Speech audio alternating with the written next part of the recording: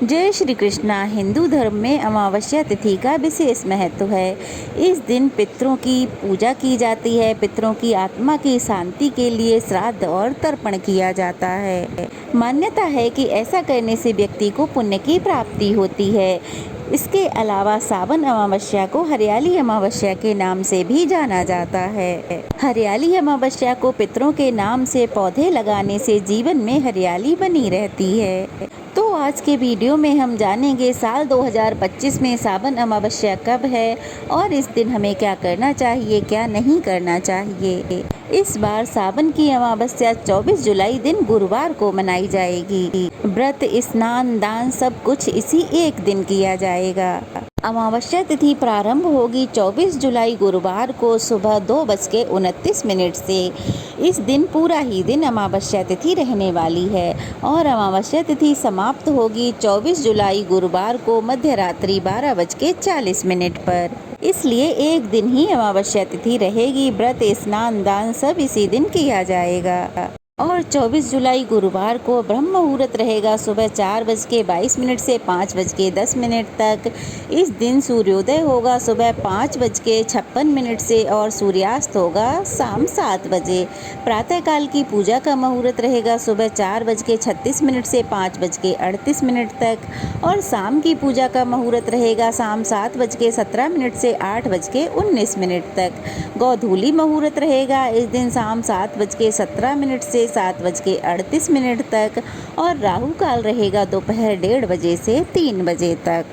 वैसे तो पूजा सच्चे मन से हम कभी भी कर सकते हैं, लेकिन अगर पूजा शुभ मुहूर्तों में की जाए तो उसका अलग ही फल हमें प्राप्त होता है। सही समय में पूजा करने से हमें दुगना फल प्राप्त होता है।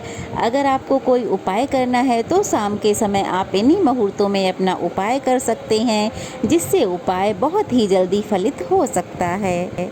गोधूली मुहूर्त में आप चालीसा का पाठ कर सकते हैं, मंत्रों का पाठ कर सकते हैं और इस मुहूर्त में आप दीपदान भी कर सकते हैं। तो राहु काल को अशुभ समय माना जाता है। इस समय में आप अपना कोई भी शुभ कार्य ना करें।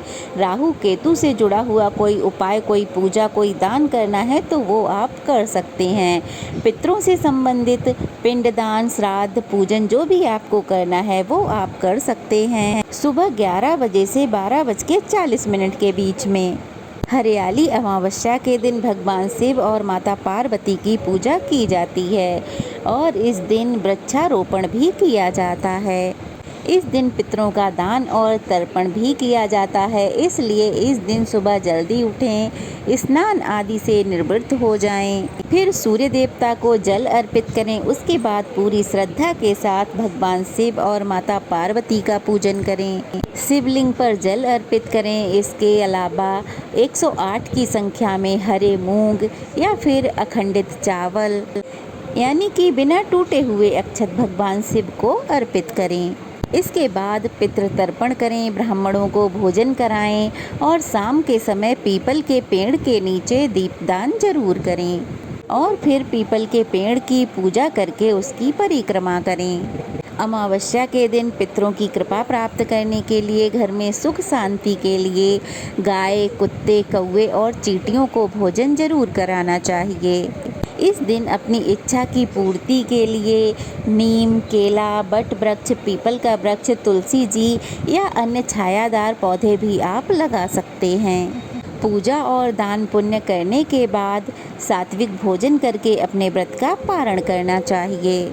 अमावस्या के दिन सुबह से लेकर रात तक व्रत रखा जाता है। शाम की पूजा करने के बाद, दीपदान करने के बाद आप अपना व्रत खोल सकते हैं, व्रत का पारण कर सकते हैं।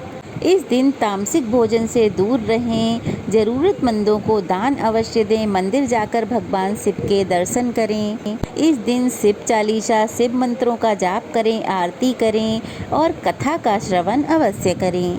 पितरों की आत्मा की शांति के लिए भगवत गीता के 7वें अध्याय को पढ़कर या सुनकर उसका सारा पुण्य पितरों को अर्पित कर दिया जाए, जरूरतमंदों को दान दिया जाए। ऐसा करने से पितरों की आत्मा को भी शांति मिल जाती है। जब आप दान दे रहे हों तो एक बात ध्यान रहे कि दान आपको किसी भी मनोकामना पूर्ति के लिए नहीं देना चाहिए। ऐसा करने से दिए गए दान का पुण्य खत्म हो जाता है।